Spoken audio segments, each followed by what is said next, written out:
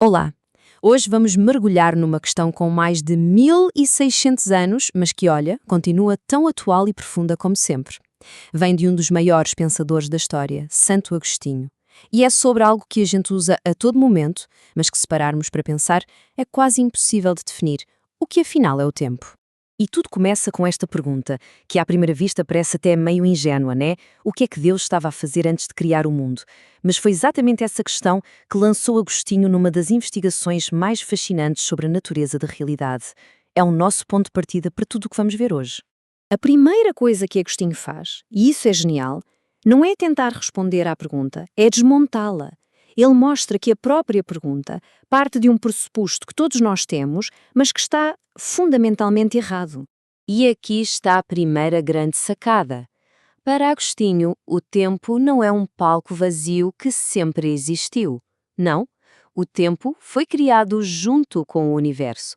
Então, perguntar o que aconteceu antes da criação é como perguntar o que existe a norte do Polo Norte. Simplesmente não faz sentido, a pergunta se anula. E o próprio Agostinho deixa isso bem claro com esta frase. Deus não existe dentro do tempo. Ele é o criador do tempo. Sendo assim, a palavra antes perde todo o seu significado. Se não havia tempo, simplesmente não havia um então. Ok? E essa ideia abre uma porta para entendermos uma diferença crucial. A diferença entre a forma como Deus existe e a forma como nós, seres criados, existimos. Para Agostinho, são dois modos de ser completamente diferentes. Pensem nisto assim. De um lado temos a eternidade de Deus, que é como um hoje infinito, que não muda.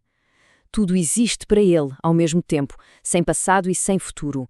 Do outro lado temos o nosso tempo, o tempo da criação, que é este fluxo constante, sempre em movimento, onde as coisas passam do futuro para o presente e se tornam passado. Certo.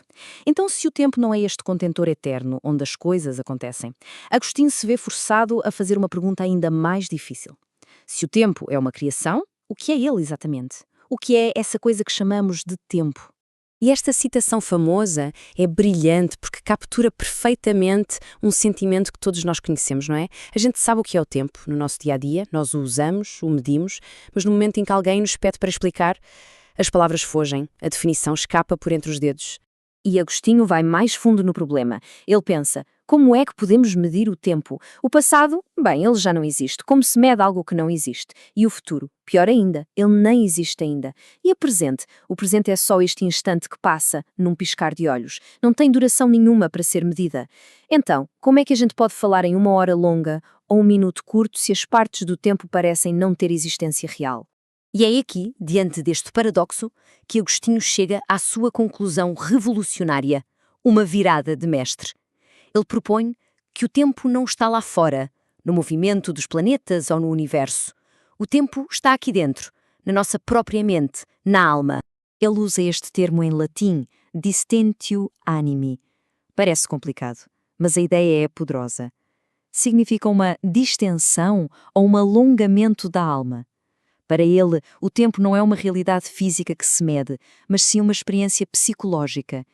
É a nossa própria consciência que se estica para abranger o antes e o depois. E olhem só que elegante esta solução. Agostinho diz que não existem três tempos, passado, presente e futuro.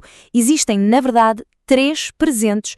O presente das coisas passadas, que é a nossa memória, o presente das coisas presentes, que é a nossa atenção, e o presente das coisas futuras, que é a nossa expectativa. Nós não medimos o passado que já se foi, nós medimos a nossa memória do passado, que existe agora. E não medimos o futuro que não chegou, medimos a nossa expectativa do futuro, que também existe agora. O tempo é uma função da mente. E para tornar isso super concreto, Agostinho usa a analogia de uma canção que conhecemos de cor. Antes de começarmos a cantar, a canção inteira existe na nossa expectativa.